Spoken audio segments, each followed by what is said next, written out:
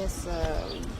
այլևս հիմնադրամի հետ առնչություն չունեմ, բայց ոչ մի նման բան չկա։ Տեսեք, բարբերաբար աուդիտ է արվում, աուդիտի արդյունքներ են ներկայացվում եւ ըստ այդ աուդիտի արդյունքների, ասենք նման որևէ բան տարբեր ձեռնարկություններում մուլտիգրուպի կազմում գտնվող չի հայտնաբերվել։ Հիմա երեք ինչու է այդպես ավտոմատավորներով մտան, մարդկանց հանեցին, Ես կարծում եմ ակնհայտ է։ Մենք հայրը միշտ մեզ իր ընտանիքին հեռու է պայել քաղաքականությունից, երբևէ մենք որևէ առնչություն, որևէ բանին չենք ունեցել։ Ուղղակի այս դեպքերը ինչ որ կատարվում է, սա ակնհայտ ապօրինի եւ ամեն օրենքից դուրս գործողություն է, ու թող մեր քաղաքացիները տեսնելով հասկանան, որ սա կարող է բոլորի դուրը թակել ու որևէ մեկի ապրելու ձևը, շարժվելու ձևը կամ չգիտեմ որևէ մի բան, եթե որևէ մեկին դուր չեկա, ցանկացած պահի իմացեք, որ ցանկացած ձևով սա կարող է բոլորին առնչվել։ Մի մարդ, ով ամբողջ կյանքում բարեգործություն է արել, մենք դեռ շատ փոքր ենք եղել ու ես դա միշտ տեսել եմ, դեռս քաղաքականության մեջ չի եղել կամ այսքան մեծ ունեցվածքի տեր չի եղել հայրս, որը կամաց տարի ընթացքում է ձեռք բերել, մենք մշտապես ականատես ենք եղել այդ բարեգործական արարքներին, ծրագրերին, այո, ու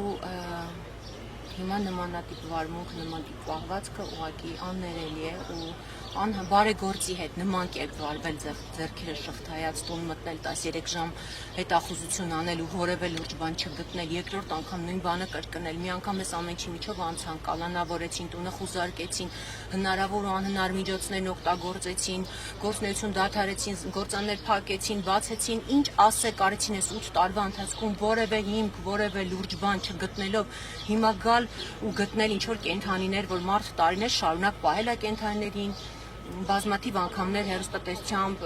լրատվամիջոցները դուք տեսել եք այդ կենդանիներին, դա նորություն չի ու գաղտնիք չի, դա իր հոբին է, նախասիրությունն է, մանկուց մենք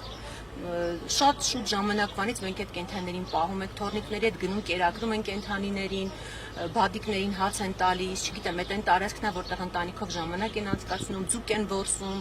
ու այդ ամեն ինչը հիմա տեսնել, նկատել ու կենդանիներին քնեցնել, տեղափոխել գազանանոց, որտեղ եղած կենդանիներին նորմալ չեն կարողանում պահել, սա ուղղակի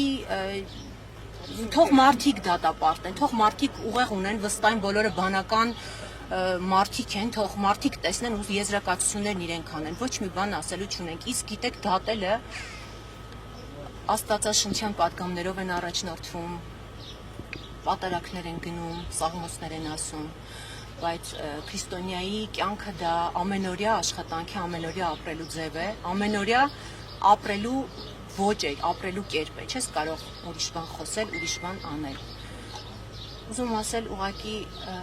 մարդը մարդուն չի կարող դատել։ Բոլորի դատավորը Աստված է, որ երկնքում նստած տեսնում է բոլորի արած գործերը ու ինչը ունի սկիզբ, սողոմ ունի իմաստ ունի մատանու պատմությունը կարծեմ բոլորդ գիտեք, որ սա էլ կանցնի, վստահ եմ սա էլ է անցնելու, բայց կան բաներ կյանքում, որոնք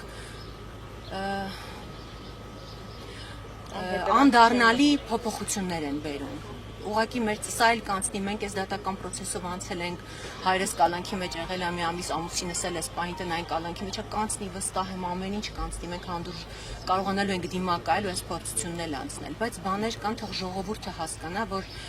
անդառնալի բաներ կարան լինեն մեր երկրում, մեր պետականության, մեր կրոնի, մեր մշակույթի